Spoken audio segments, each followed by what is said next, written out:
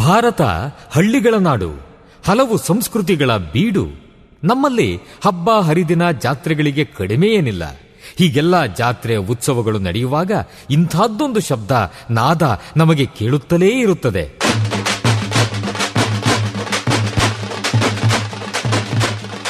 ಒಮ್ಮೊಮ್ಮೆ ಹೊಸ ಉತ್ಸಾಹ ಬಡಿದೆಬ್ಬಿಸುವ ನಾದ ವೈಭವ. ಇದು ತಮಟೆಯ ಸದ್ದು, ಡೊಳ್ಳಿನ ಸದ್ದು. ಇವು ಮೇಳೈಸಿದಾಗ ಒಮ್ಮೆಲೆ ಒಗ್ಗೂಡುತ್ತವೆ ನಮ್ಮ ಮೈಮನಗಳು. ಇದು ಗ್ರಾಮೀಣ ಸಂಸ್ಕೃತಿ. ಇಲ್ಲಿ ಇಲ್ಲ ಯಾವುದೇ ಇತಿಮಿತಿ. ಕಾಲುಗಳು ಕುಣಿಯುತ್ತವೆ, ಹೃದಯ ಸಂಭ್ರಮಿಸುತ್ತದೆ. ಕರ್ನಾಟಕದ ವೈಶಿಷ್ಟ್ಯ ನಿಮ್ಮ ಸಮುದಾಯ ರೇಡಿಯೋನಲ್ಲಿ. Radio active 90.4 megahertz. ಕೇಳಿ ರೇಡಿಯೋ ಆಕ್ಟಿವ್ ಆಗಿ active active active active active. ನಮಸ್ಕಾರ ಗೆಳೆಯರೆ, ಬಾಲ್ಯ ಅಮೂಲ್ಯ ಕಾರ್ಯಕ್ರಮಕ್ಕೆ ಸ್ವಾಗತ. ಇವತ್ತು ನವೆಂಬರ್ 16ನೇ ದಿನ. ಇವತ್ತು ಬಹಳ ಮುಖ್ಯವಾದ ದಿನ. ಏನಪ್ಪ ಅಂತ ಹೇಳಿದ್ರೆ ಚಿಲ್ಡ್ರನ್ ಟೇಕ್ ಓವರ್ ಅನ್ನೋ ಕಾರ್ಯಕ್ರಮ ಇವತ್ತಿತ್ತು. ಏನಪ್ಪ ಚಿಲ್ಡ್ರನ್ ಟೇಕ್ ಓವರ್ ಅಂತ ಹೇಳಿದ್ರೆ ಹಿರಿಯರು ಮಾಡುವ ಕೆಲಸಗಳನ್ನು ಮಕ್ಕಳೇ ಮಾಡಿದ್ದಾರೆ. ಉದಾಹರಣೆಗೆ ಹಿರಿಯರು ಅಂದರೆ ಪತ್ರಕರ್ತರಾಗಿರ್ಬೋದು, ಅಥವಾ ಟಿ ವಿ ಆ್ಯಂಕರ್ಗಳಾಗಿರ್ಬೋದು, ಟಿ ವಿ ವರದಿಗಾರಾಗಿರ್ಬೋದು.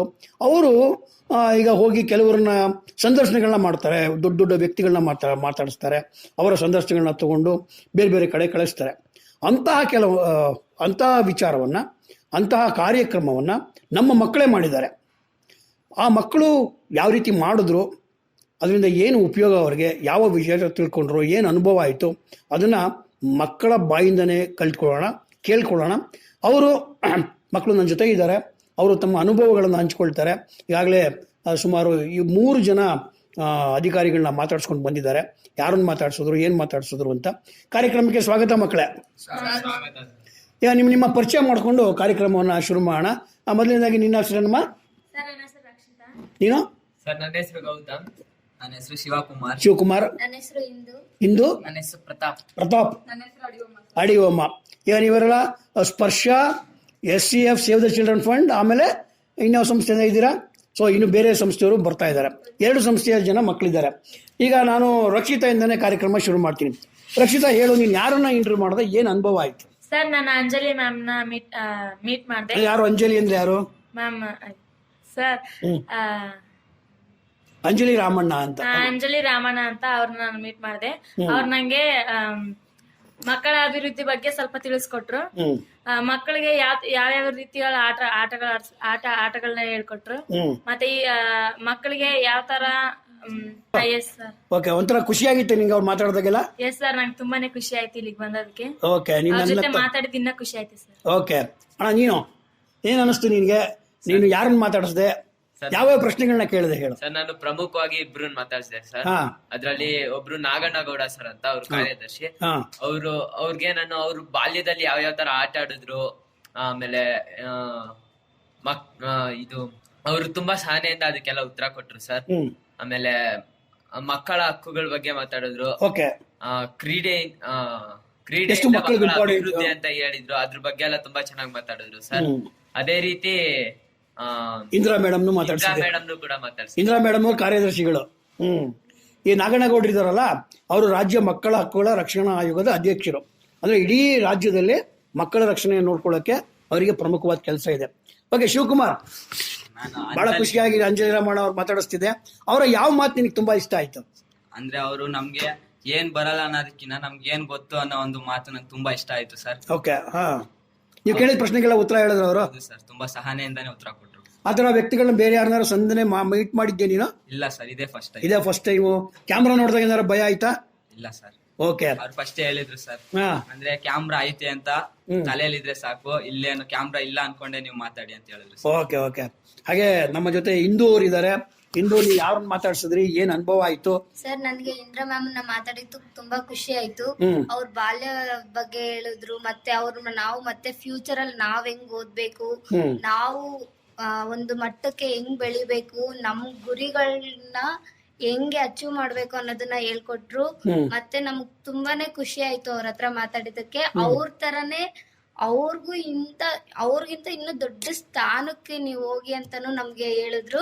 ಸ್ಫೂರ್ತಿ ಬಂತು ನಿಮ್ಗೆ. ಹೌದು sir, very good, very good. ತುಂಬಾ ಖುಷಿ ಆಯ್ತು ಅವ್ರ ಹತ್ರ ಮಾತಾಡಿದ್ದಕ್ಕೆ. ಮತ್ತೆ ಇನ್ನೊಂದ್ಸಲಿ ಅವ್ರ ಹತ್ರ ಯಾವಾಗ ಅವಕಾಶ ಸಿಗುತ್ತೆ ಇನ್ನೂ ಅವ್ರ ಹತ್ರ ಎಷ್ಟು ಅಂದ್ರೆ ಇನ್ನು ನನಗೆ ಗೊತ್ತಿಲ್ದಿರೋ ಬಗ್ಗೆನ ಇನ್ನೂ ಅವ್ರ ಹತ್ರ ತಿಳ್ಕೋಬೇಕು ಅನ್ನೋದು ತುಂಬಾ ಆಸಕ್ತಿ ಇದೆ ಸರ್. ತುಂಬಾ ಆಸೆ ಕ್ರಿಯೇಟ್ ಆಯ್ತು, ಒಂಥರ ಸ್ಫೂರ್ತಿ ಬಂತು ನಿನ್ಗೆ ಮುಂದಕ್ಕೆ. ಪ್ರತಾಪಣ್ಣ, ಏನಪ್ಪ, ಏನ್ ಅನಿಸ್ತು ನಿನ್ಗೆ? ನೀನ್ ಯಾರನ್ನ ಮೀಟ್ ಮಾಡ್ದೆ? ಸರ್ ನಾನು ಇಬ್ಬರನ್ನ ಮೀಟ್ ಮಾಡಿದೆ. ಅದ್ರಲ್ಲಿ ಇಬ್ರು ಮಾತಾಡಿದ್ದೆ ಇಷ್ಟ ಆಯ್ತು ಸರ್. ನಾನು ಏನೇನ್ ಕಲ್ತ್ಕೊಂಡಿಲ್ವ ಅವ್ರ ಹತ್ರ ಇನ್ನೂ ಜಾಸ್ತಿ ಕಲ್ತ್ಕೊಂಡೆ ಸರ್. ಓಕೆ, ಈಗ ನಿನ್ಗೆ ಅಲ್ಲಿ ಒಳಗಡೆ ಹೋಗುವಾಗ ಮನ್ಸಲ್ಲಿ ಏನು ಅನಿಸ್ತಾ ಇತ್ತು? ಸರ್ ಒಂದ್ ಸ್ವಲ್ಪ ದುಃಖ ಸರ್. ಅದೇ ದುಃಖ ಆಗ್ತಿತ್ತು. ಯಾಕೆ? ಮಾತಾಡಕ್ ಭಯ. ದುಃಖ ಆಗ್ತಿತ್ತು, ಭಯ ಆಗ್ತಿತ್ತು? ಭಯ ಆಗ್ತಿತ್ತು. ಮಾತಾಡಕ್ಕೆ ಅಲ್ಲಿ ಕ್ಯಾಮ್ರಾ ಇದೆ ಅಂದ್ರೆ ಅದ್ರ ನಮ್ ಮೈಂಡ್ ಅಲ್ಲಿ ಇರಬಾರ್ದು, ನಾವ್ ಮಾಮೂಲಿ ಮಾತಾಡ್ಬೇಕು. ಅಲ್ಲಿ ಅವ್ರ ಹತ್ರ ಹೋಗಿ ತುಂಬಾ ಕಲ್ತ್ಕೊಂಡಿದ್ದೀನಿ ಸರ್. ಅವ್ರ ಫ್ರೆಂಡು ಅಂತ ಫ್ರೆಂಡ್ಲಿ ಆಗಿ ಮಾತಾಡ್ತಾರೆ ಅಂತ ಗೊತ್ತಾಯ್ತಲ್ಲ. ಅವ್ರು ನಾಗಣ್ಣ ಅಂತ ಹೆಸರು ಮಾತ್ರ ಏನು ಬುಸ್ ಅನ್ಲಿಲ್ವಲ್ಲ. ಓಕೆ, ಅವ್ರು ಬಹಳ ಒಳ್ಳೆಯವರು. ಮಕ್ಕಳ ಹಕ್ಕುಗಳು ಕೆಲಸ ಮಾಡ್ತಿರೋದ್ರಿಂದ ಮಕ್ಕಳು ಅಂದ್ರೆ ತುಂಬಾ ಇಷ್ಟ ಇರುತ್ತೆ. ಸೊ ಹಾಗಾಗಿ ನಿಮ್ಗೆಲ್ಲ ಪ್ರಶ್ನೆಗಳಿಗೂ ಉತ್ತರ ಹೇಳಿರ್ತಾರೆ. ಈಗ ಅಡಿಯಮ್ಮ, ನಿನ್ನ ಅನುಭವ ಯಾವ ತರ ಇತ್ತು? ಸರ್ ನಾನು ಸರ್ ನಾನು ಮೀಟ್ ಮಾಡಿ ಸಂಘರ್ಷಣೆ ಮಾಡಿದ್ವಿ ಸರ್. ತುಂಬಾ ಇಷ್ಟ ಆಯ್ತು. ಅವ್ರು ನಾವು ಕೇಳಿದ ಕ್ವಶನ್ಗೆಲ್ಲ ಸಹನೆಯಿಂದ ಆನ್ಸರ್ ಕೊಟ್ರು. ನಾವು ತಿಳ್ಕೊಳ್ಳದೆ ಇರೋ ಇದು ಏನು ವಿಚಾರಗಳನ್ನೆಲ್ಲ ತುಂಬಾ ಹೇಳಿದ್ರು ನಮ್ಗೆ. ಮತ್ತೆ ನಾವು ಮುಂದೆ ಹೆಂಗೆ ಬದುಕ್ಬೇಕು ಮತ್ತೆ ಹೆಂಗೆ ಅಚೀವ್ ಮಾಡ್ಬೇಕು ಅನ್ನೋದೆಲ್ಲ ತುಂಬಾ ಹೇಳ್ಕೊಟ್ರು. ತುಂಬಾ ಇಷ್ಟ ಆಯ್ತು ಸರ್. ಅದೇ ಇಬ್ರು ನೀವು 3-4 ಜನ ಪ್ರಶ್ನೆಗಳು ಮಾಡ್ತಿದ್ರಲ್ಲ, ನಿಮ್ಮಲ್ಲಿ ಏನು ಗೊಂದಲ ಆಗ್ಲಿಲ್ವಾ? ನೀವೇ ಚೆನ್ನಾಗಿ ಮಾತಾಡಿದ್ರೆ. ಓಕೆ, ಅದು ಬಹಳ ಇಂಪಾರ್ಟೆಂಟು. ರಕ್ಷಿತಾ, ನಿನ್ಗೆ ಮಾತಾಡ್ಬೇಕಾದ್ರೆ ಈಗ ಉದಾಹರಣೆಗೆ ಶಿವಕುಮಾರ್ ಮಾತಾಡ್ತಿದ್ದ, ನೀನು ಮಾತಾಡ್ತಿದ್ದೆ. ಬೇರೆ ಪ್ರಶ್ನೆಗಳು, ಈ ಪ್ರಶ್ನೆ ಕೇಳಿದ್ರೆ ಏನು ಉತ್ತರ ಹೇಳ್ತಾರೆ? ಈ ಒಂದು 10 ಪ್ರಶ್ನೆ ನೀವೆಲ್ಲ ಬರ್ಕೊಂಡಿದ್ರಿ. ಈ ಪ್ರಶ್ನೆ ಬಿಟ್ಟು ಬೇರೆ ಪ್ರಶ್ನೆ ಕೇಳಿದ್ರೆ ಏನು ಉತ್ತರ ಹೇಳ್ತಾರೆ ಅಂತ ಬೇರೆ ಪ್ರಶ್ನೆ ಕೇಳಿದ್ದು ಉದಾಹರಣೆ ಇದೆಯಾ? ಸರ್ ನನಗೆ ಕ್ಯೂರಿಯಾಸಿಟಿ ಇತ್ತು ಮ್ಯಾಮ್ ಹೇಳ್ತಾರೆ ಅಂತ, ಬಟ್ ಅದನ್ನ ಕೇಳಕ್ ಹೋಗ್ಲಿಲ್ಲ. ನಾನು ಯಾವ್ದು ಪ್ರಿಪೇರ್ ಆಗಿದ್ದೆ ಮತ್ತೆ ನನ್ಗೆ ನನ್ನ ತಲೆಯಲ್ಲಿ ಯಾವ್ದು ಉಳಿತು ಆ ಕ್ವಶನ್ ಕೇಳ್ಕೊಂಡ್ ಹೋದೆ. ಶಿವಕುಮಾರ್ ನನ್ನ ಜೊತೆ ಹಂಗೆ ಸಪೋರ್ಟ್ ಮಾಡ್ತಿದ್ದ. ಅವನಿಗೆ ಯಾವ ಕ್ವಶನ್ ಉಳಿತು ಆ ಕ್ವಶನ್ ಗಳು ಹೇಳ್ತಿದ್ದ ಮ್ಯಾಮ್. ಚೆನ್ನಾಗಿ ಆನ್ಸರ್ ಮಾಡಿದ್ರು ನಮ್ಗೆ. ಒಂಥರ ಖುಷಿ ಆಯ್ತು. ಗೌತಮ್, ನಿನ್ಗೆ ಅವರು ಈ ಪ್ರಶ್ನೆಗೆ ಬೇರೆ ಉತ್ತರ ಹೇಳ್ಬೇಕಾಗಿತ್ತು ಅಂತ ಅನಿಸ್ತಾ ಆಯ್ತಾ? ಸರಿಯಾಗಿ ಉತ್ತರ ಹೇಳಿದಾರ ಅಥವಾ ಇದು ಸ್ವಲ್ಪ ಜಾಸ್ತಿ ಉತ್ತರ ಹೇಳ್ಬೇಕಾಗಿತ್ತು ಅಂತ ಅನಿಸ್ತಾ? ಸರ್ ಇನ್ನ ಸ್ವಲ್ಪ ಜಾಸ್ತಿ ಉತ್ತರ ಹೇಳ್ಬೇಕಂತ ಏನ್ ಅನಿಸ್ಲಿಲ್ಲ ಸರ್. ನಾನ್ ಅನ್ಕೊಂಡಿದ್ಕು ತುಂಬಾ ಜಾಸ್ತಿನೇ ಉತ್ತರ ಹೇಳಿದ್ರು. ಅವ್ರು ಜಾಸ್ತಿ ಉತ್ತರ ಹೇಳ್ತಾ ಇದ್ರು. ಓಕೆ. ಹಂಗ್ ಮಾಡಿದ್ರೆ ಜಾಸ್ತಿ ಉತ್ತರ ಹೇಳಿದಾಗ ಏನಾಗುತ್ತೆ ಅಂದ್ರೆ ಸಂದರ್ಶನದಲ್ಲಿ ನಮ್ಗೆ ಎಡಿಟಿಂಗ್ ಅಂತ ಇರುತ್ತೆ, ಕಟ್ ಮಾಡ್ಬೋದು. ಕೆಲವರು ಮಾತಾಡ್ದೇನೆ ಇದ್ರೆ ಏನ್ ಮಾಡಕ್ಕಾಗತ್ತೆ, ಹೌದಲ್ವಾ? ಸೊ ಶಿವಕುಮಾರ್, ಈಗ ನೀನು ಮಾತಾಡ್ತಾ ಇದ್ದೆ, ಆಟದ ಬಗ್ಗೆ ಪ್ರಶ್ನೆ ಕೇಳ್ತಿದ್ದೆ. ನೀನು ಮೈದಾನದ ಬಗ್ಗೆ ಬಹಳ ಪ್ರಶ್ನೆ ಕೇಳಿದೆ. ಯಾಕೆ ಮೈದಾನ ಬೇಕು ಅನ್ಸುತ್ತೆ ನಿನಗೆ? ಆಟ ಆಡೋದಿಕ್ಕೆ ಸರ್. ಅದು ಮೈದಾನ ಸ್ಕೂಲ್ಗಳಲ್ಲಿ ಇರೋಲ್ಲ, ಅವಾಗ ಏನ್ ಹೇಳ್ತೀನಿ ನೀನು? ಅವಾಗ ಒಂದು ಆಟ ಆಡೋ ಮೈದಾನನ ನಿರ್ಮಿಸ್ಕೊಡ್ಬೇಕು ಅಂತ ಕೇಳ್ತೀನಿ. ಅಂದ್ರೆ ಮಕ್ಕಳಿಗೆ ಆಟ ಆಡೋದು ಕೂಡ ಒಂದು ಹಕ್ಕು. ಮನೋರಂಜನೆ, ಆಟ ಆಡೋದಕ್ಕೆ ಬೇಕೇ ಬೇಕಾಗತ್ತೆ. ಸೊ ಹಾಗಾಗಿ ಆ ಹಕ್ಕಿಗೋಸ್ಕರ ಆದ್ರೂ ಸರ್ಕಾರ ನಮಗೆ ಮಾಡ್ಕೊಡ್ಲೇಬೇಕು ಅಂತ ಸರ್ಕಾರನ ಮುಂದಿನ ದಿನಗಳಲ್ಲಿ ನೀವೇನಾದ್ರೂ ಪತ್ರ ಬರಿಬೇಕು ಅನ್ಕೊಂಡಿದ್ದೀರ ಸರ್ಕಾರಕ್ಕೆ? ದಯವಿಟ್ಟು ಬರೀರಿ, ಪತ್ರ ಬರೀರಿ. ನಿಮ್ ಜೊತೆ ನಾವು ಇರ್ತೀವಿ. ಅದು ಮಕ್ಕಳಿಗೆ ಎಲ್ಲಾ ಸ್ಕೂಲಲ್ಲೂ ಮೈದಾನಗಳು ಇರುವಂಗಾದ್ರೆ ಬಹಳ ಅನುಕೂಲ ಆಗುತ್ತೆ. ಸೊ ಇಂದು ನೀನ್ ಪ್ರಶ್ನೆಗಳನ್ನ ಕೇಳ್ತಾ ಇದ್ದೆ ಅಂತಂದ್ರೆ ಅವ್ರು ಉತ್ತರ ಹೇಳ್ತಿದ್ರು, ನಿಂಗೆ ಸ್ಫೂರ್ತಿ ಬರ್ತಾ ಇತ್ತು ಅಂತ ಹೇಳ್ತಿಲ್ಲ. ಈಗ ಅವ್ರನ್ನ ಇಬ್ಬರನ್ನ ಇಂಟರ್ವ್ಯೂ ಮಾಡಿದ್ಯಾ, ಮುಂದೆ ಯಾರನ್ನ ಇಂಟರ್ವ್ಯೂ ಮಾಡ್ಬೇಕು ಅನ್ಸುತ್ತೆ ನಿನಗೆ? ಸರ್ ನಾನು ಇಲ್ಲಿ ಬರೋ ಟೈಮಲ್ಲಿ ನನಗೆ ಏನನ್ಸಿತ್ತು, ಬಸವರಾಜ್ ಬೊಮ್ಮಾಯಿ ಸರ್ ನಮಗ್ ಸಿಗ್ತಾರೆ ಅಂತ ನಾನು ಅನ್ಕೊಂಡಿದ್ದೆ. ಬಟ್ ಆದ್ರೆ ಅವ್ರ ಹತ್ರ ಕೇಳೋಂತ ಕ್ವಶನ್ ಇವ್ರ ಹತ್ರ ಕೇಳಿದಕ್ಕೆ ಇವರಿಂದನೂ ನನ್ಗಿನ್ನೂ ಅವ್ರಿನ್ನೂ ನನ್ಗೇನೋ ಒಂಥರ ಬೆಂಬಲ ಕೊಟ್ರು. ನಾನು ಇನ್ನೂ ಮುಂದೆ ದೊಡ್ಡವ್ರ ಹತ್ರ ಯಾರ ಹತ್ರ ಹೋಗಿ ಬಸವರಾಜ್ ಬೊಮ್ಮಾಯಿನ ಇಂಟರ್ವ್ಯೂ ಮಾಡ್ಬೇಕು ಅನ್ಕೊಂಡಿದ್ಯಾ? ಸೊ ಮೋದಿನ ಇಂಟರ್ವ್ಯೂ ಮಾಡ್ಬೇಕು ಅನ್ಕೊಂಡಿರೋ ಯಾರು? ನಮ್ಮ ಪ್ರಧಾನಿ ಎಲ್ಲಾರು ನೀವೆಲ್ಲ ಮೋದಿನ ಇಂಟರ್ವ್ಯೂ ಮಾಡ್ಬೇಕು ಅಂತೀರಾ? ಸೊ ಈಗ ಆಯ್ತು, ಇವರೆಲ್ಲ ದೊಡ್ಡವರು ಅಧಿಕಾರದಲ್ಲಿ ಇರೋರು, ಇಂಥವರೆಲ್ಲ ನಾವು ಮಾತಾಡ್ಸಕ್ ಹೋಗ್ತೀವಿ. ಈಗ ಏನೂ ಇರೋದಿಲ್ಲ, ಆದ್ರೆ ಅವ್ರು ಎಲೆ ಮರೆಕಾಯಾಗಿರ್ತಾರೆ. ಉದಾಹರಣೆಗೆ ಸೇವ್ ದ ಚಿಲ್ಡ್ರನ್ ಫಂಡ್ ನಿಮ್ಮ ಸ್ಥಾಪಕರು ಎಗ್ಲಾಂಟಿನ್ ಜಬ್ ಅಂತ, ಅವರು ಬಹಳ 100 ವರ್ಷದಿಂದನೇ ಇದು ಸಂಸ್ಥೆ ಶುರು ಮಾಡಿದವರು. ಅವ್ರು ಇಂಗ್ಲೆಂಡ್ ಆದವರು. ಸೊ ಅಂಥವ್ರ ಬಗ್ಗೆನು ಅವ್ರನ್ನ ಹೋಗಿ ಮಾತಾಡಿಸಿ ಅವ್ರನ್ನ ಹೊರಗಡೆ ಬೆಳಕಿಗೆ ತರಬೇಕು ಅಂತ ಏನಾದ್ರು ಅನ್ಸುತ್ತೆ ನಿಮ್ಗೆ? ಎಲೆ ಮರೆಕಾಯಿಗಳು ಇರ್ತಾರಲ್ಲ, ಅನ್ಸುತ್ತಲ್ಲ? ಸೊ ಈಗ ಪ್ರತಾಪ್, ನೀ ಹೇಳು, ಈ ಒಂದು ಅನುಭವ ಆಯ್ತಲ್ಲ, ಇದನ್ನ ಬೇರೆ ನಿಮ್ಮ ಸ್ಕೂಲ್ ಮಕ್ಕಳಿಗೆಲ್ಲ ಹೇಳ್ತಾ ಇದನ್ನ ಏನ್ ಮಾಡ್ತಾರೆ ಸರ್? ಅದನ್ನ ಹೇಳಿದ್ರೆ ಅವರು ಸ್ವಲ್ಪ ಕಲ್ತ್ಕೋತಾರೆ, ಅವರಿಂದನೂ ಸ್ವಲ್ಪ ಹೆಲ್ಪ್ ಆಗುತ್ತೆ. ಈ ತರ ಗ್ರೌಂಡ್ ಇದ್ರೆ ಈ ತರ ಆಟ ಆಡಕ್ಕೆ ನಮ್ಗೂ ಇದಾಗುತ್ತೆ.